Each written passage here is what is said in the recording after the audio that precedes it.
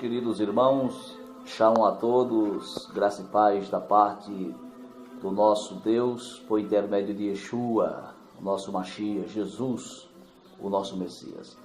Queridos, estamos ainda sem as câmaras profissionais da IAMB, está na igreja, estamos ainda naquele processo ainda de ajustes, mas iremos dar continuidade também às nossas edições, mais uma hoje, quarta-feira, do Bíblia em Ação. E hoje a pergunta, ela gera uma interrogação na mente de muitas pessoas.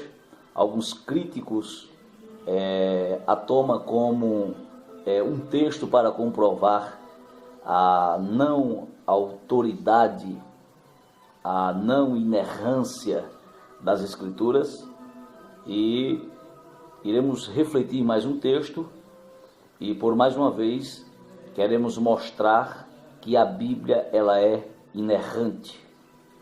Todavia, essas pessoas pegam alguns textos sem nenhum conhecimento da hermenêutica teológica e muito menos sabem usar o método Pesher, que é também um método de interpretação do original no que se diz respeito na língua hebraica. E nós iremos tratar de mais um texto, tá bem? Irei mostrar para você como você pode fazer sua pergunta. Como falei, não estamos ainda com uma vinheta de abertura, não estamos ainda com os recursos que você merece para uma melhor imagem, um melhor acompanhamento, mas vamos tocando o barco, vamos dando continuidade até se ajustar, tá bem? Muito bem, você está vendo aí a TV IAMB em tempo real, certo? Está aqui, canal da IAMB, ela está vinculado ao canal do YouTube. Você pode deixar aí a sua mensagem, várias pessoas online, aí iremos responder a sua pergunta, tá bem? E você pode fazer através do canal do YouTube, através do WhatsApp, 81991439380, como também você pode fazer por intermédio do correio eletrônico iambicaruaru@gmail.com. Muito bem, queridos, vamos ler aqui. Chegou através de e-mail uma pergunta e nós não podemos deixar de responder a pergunta feita por o nosso querido, amado irmão, que por sua vez ele pergunta, deixa eu ver aqui, o texto está em 2 Samuel, do capítulo 24, versículo 1, vinculando com 1 Crônicas, capítulo 21, versículo de número 1. Esses dois textos foram os textos do qual chegou para nós essa pergunta para tentarmos explicar se existe algum erro. O e-mail foi feito pelo Rubem Tiago. Rubem Tiago, ele é de Feira de Santana. E diz assim: pastor Josivan Paz, shalom, eu acompanho as gravações e também quero participar deste bloco onde tem tirado muitas dúvidas.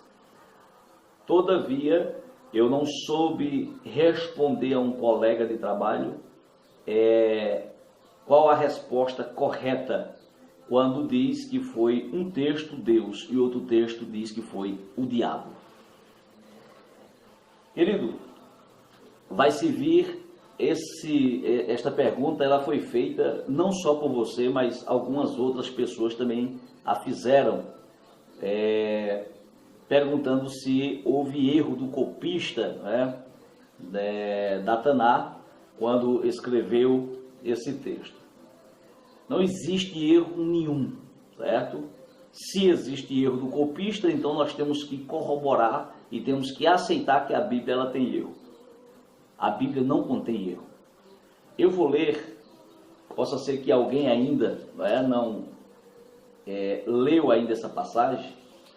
Vamos ler o texto em Samuel, 2 Samuel, que é o texto mais antigo, que o livro das crônicas dos reis de Israel e do Judá foi escrito depois. Vamos para o que foi escrito primeiro. O capítulo 21, ou melhor, 24 de 2 Samuel, verso 1 diz assim: E a ira do Senhor, eu estou lendo a Bíblia na tradução João Ferreira de Almeida, e a ira do Senhor se tornou a acender contra Israel. E ele, o Senhor, incitou a Davi contra eles, dizendo: vai, numera a Israel e a Judá.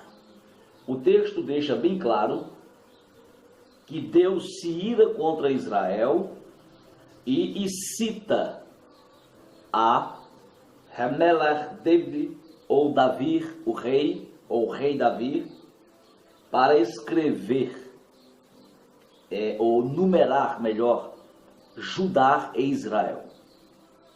Quando nós lemos agora o 1 Crônicas 21:1, deixa bem claro, em 1 Crônicas 21:1, então Satanás se levantou contra Israel e incitou a Davi a numerar Israel. Queridos, você, meu amado, que fez a pergunta, eu acho muito viável quando não se sabe perguntar, para não fazer o que muitas pessoas têm feito por aí, que são métodos alegóricos que ferem o contexto do texto. A passagem é a mesma, do período que a ira do eterno, do santo e bendito Kadosh Baruch Hu se acendera contra a Eretz, contra a terra santa, contra o povo de Israel. É verdade que Deus incitou ao rei Davi. É verdade que Deus incitou ou lhe incentivou a numerar, fazer um censo com Israel e Judá, já que o reino, ainda não havia divisão, porque isso só aconteceu lá na frente. Então, por que esse censo? E lá na frente diz que foi o diabo. O texto, eles aconteceram no mesmo período, e o único segredo que se tem é que Deus incitou a Davi de verdade para numerar. Só que o diabo, Satanás, ele tirara proveito da situação, porque existia uma norma de fazer esse censo dentro da Eretz Kadosh, da Terra Santa. A Terra Santa é totalmente diferenciada de toda outra terra, mesmo dentro dos parâmetros da lei, como também no que se diz respeito da sua administração. Haja vista que a administração de Israel, hoje sabemos que não está assim, mas vai ser, ela tem que ser de uma forma teocrata. Teo de Deus, cracia, administração centrada no eterno, onde bendita, abençoada, próspera, me deixe parafrasear, é a nação que tem o eterno como Deus dessa nação. Então existia ou existe uma metodologia para se fazer este censo lá em Israel. E o que foi que aconteceu? David Melech, o rei Davi, ele fez a numeração conforme está escrito em 2 Samuel, E lá em Crônicas, o diabo tirou proveito da situação. Por que não lermos onde é que está o erro de Davi? Não nas Escrituras. O erro de Davi, você pode encontrar que ele negligenciou e o diabo tirou proveito da situação, conforme está em Shemot, ou Êxodo, no capítulo 30, o verso de número 12, certo?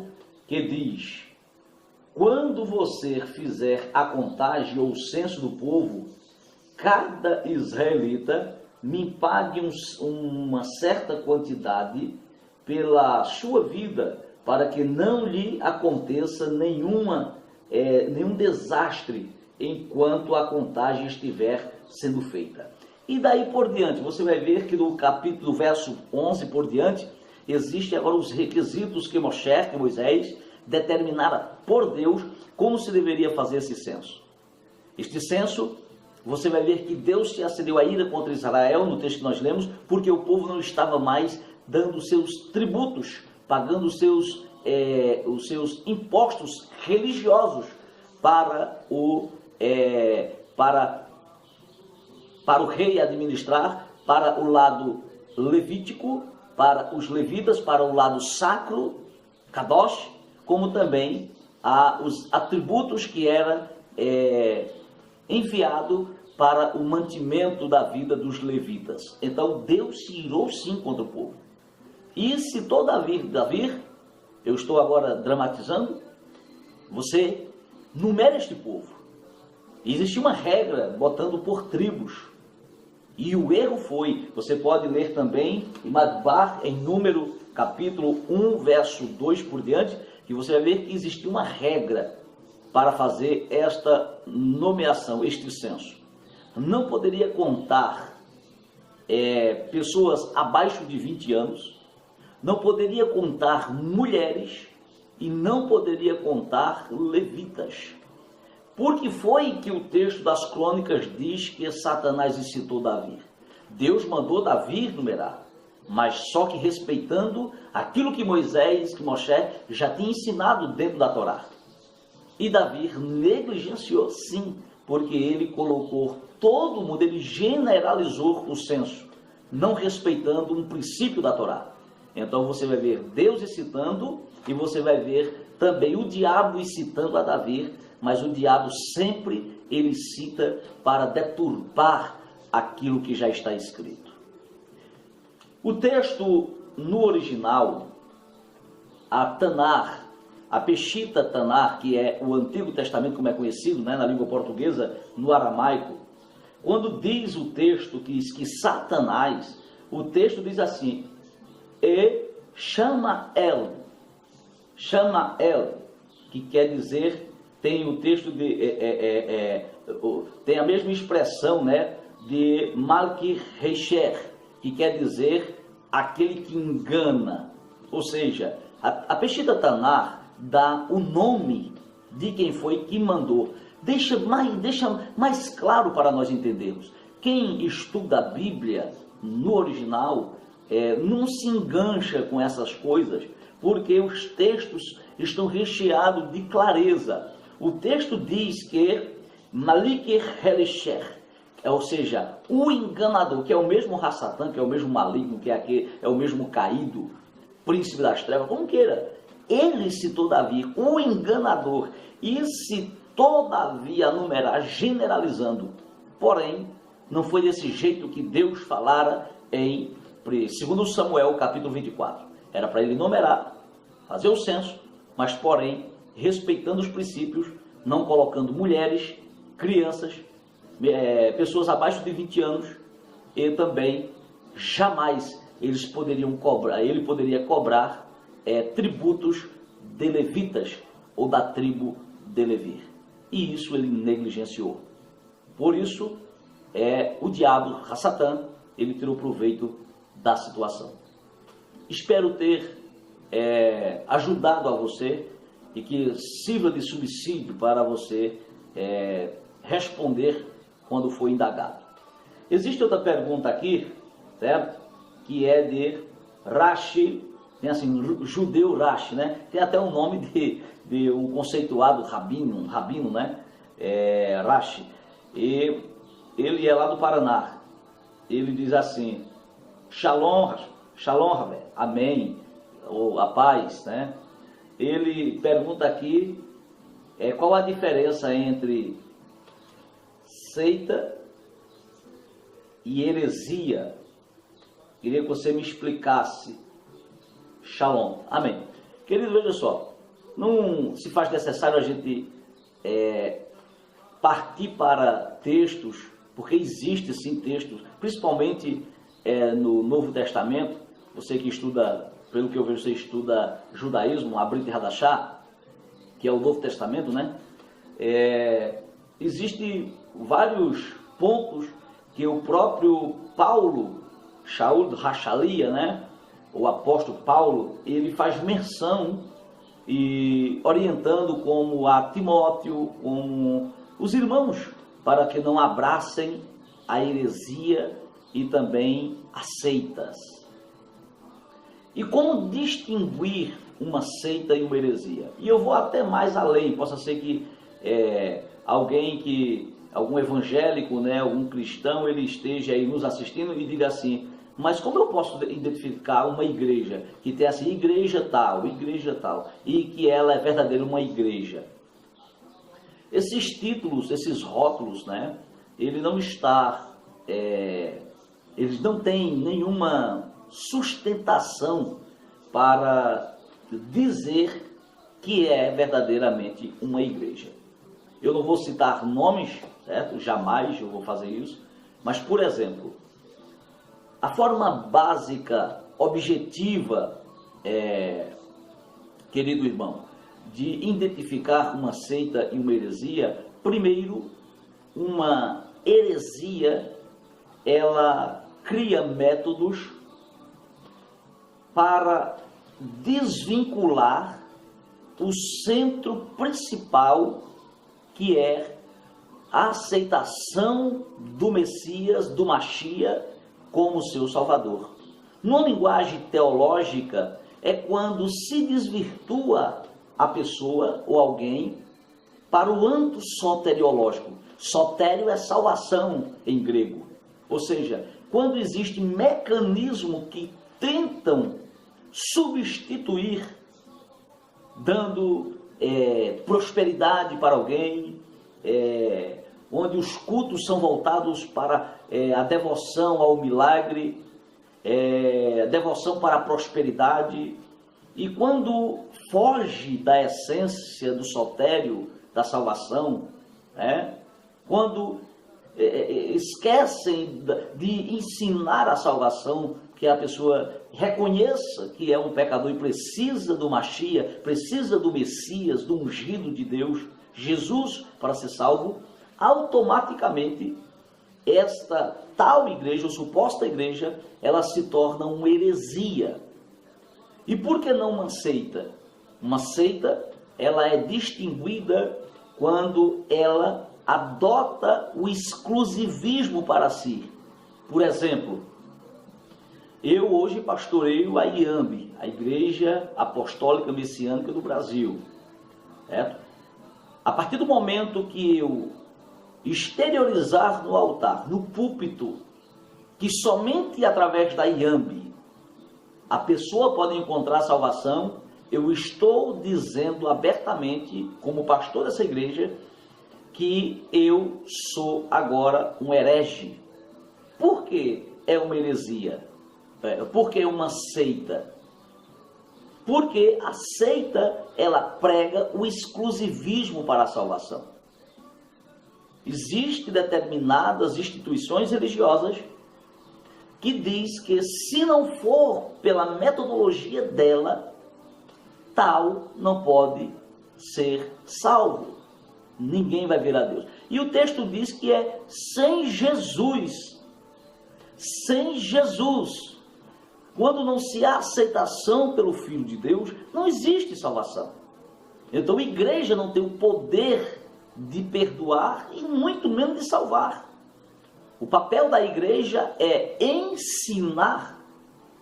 os pilares doutrinários para que as pessoas entendam o que é salvação, o que é anjo, o que é o Espírito Santo, o que é demoniologia, qual é o papel de Hassatan, dos Shedim, dos demônios, né? Então, isso são pilares doutrinários, diferente de que algumas pessoas dizem, a doutrina da minha igreja não pode cortar cabelo, não pode passar um brinco, passar batom, colocar um brinco. Então ele diz assim, essa é a doutrina, isso não tem nada a ver com doutrina, isso aí se chama costumes internos da instituição, porque doutrina é ensinamento bíblico, como eu já falei, salvação, doutrina do pecado, doutrina da santificação, dos anjos, do Espírito Santo, a pneumatologia, como é chamado em hebraico, no grego,